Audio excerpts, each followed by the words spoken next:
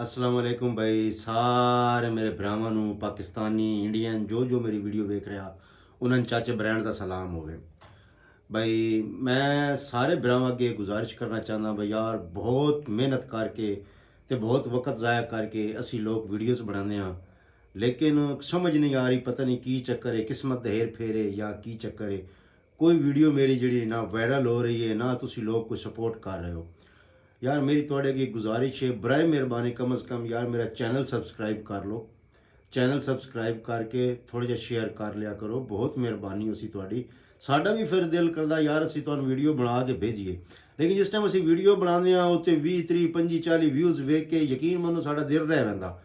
अज सन साल हो गया, ठीक है, मैं तकरीबन इस यूट्यूब ते काम कर रहा, लेकिन मेरे हाली ताईं सब्सक्राइबर तक नहीं पूरे होए। तो यार तुहाडे अगे गुजारिश है, ठीक है, चलो पाकिस्तानी तो पाकिस्तानी का दर्द नहीं समझदा, मेरी इंडियन भाइयों के अगे जिन्हों के कोल मेरी वीडियोज़ जा रही है, ये जो मेरे वीडियोज़ वेख रहे हैं मेरे इंडिया भाई, ठीक है, चढ़ते पंजाब वाले साढ़े भरा बराए मेहरबानी यार चैनल सब्सक्राइब किया करो यार। पाकिस्तानियों की तो मैंने उम्मीद को नहीं, मैं सीधी जी गल कर रहा, भावें उन्होंने मेरी गल का गुस्सा चढ़े, भावें उन्होंने दिल के ना दुख हो यार पाकिस्तानी हो कि पाकिस्तानी के बारे गल्लां कर रहा, लेकिन मैं इन्होंने वाकई उम्मीद को नहीं। खास तौर पर यार मेरी इंडियन भाई जितने भी हो मेरी वीडियोज़ वेखते हो, प्लीज़ यार लाइक फॉलो तो सब्सक्राइब जरूर किया करो, थोड़ी बहुत बहुत मेहरबानी यार। गरीब जिहा बंदा दुआ देसां, बहुत मेहरबानी, शुक्रिया।